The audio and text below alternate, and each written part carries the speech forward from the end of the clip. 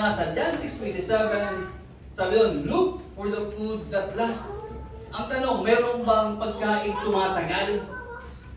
Kahit i-preserve natin yan, meron laging expiry date yan. Amen? Kahit mag-preserve ka, iburo mo pa yan sa mga taga-Pampanga, no? Kahit ipigil mo pa yan, mayroon pa rin yan expiry. Pero sabi ng Panginoon, look for food that lasts. Ano yun? Ibig sabihin, hindi yung pagkain physical, kundi pagkain spiritual. Amen? So, do not work for the food which perishes, but for the food which endure to eternal life. So, dito pa lang, red light agad to sa mga nakikinig. Meron bang pagkain na tatagal hanggang eternal life, which the Son of Man will give to you.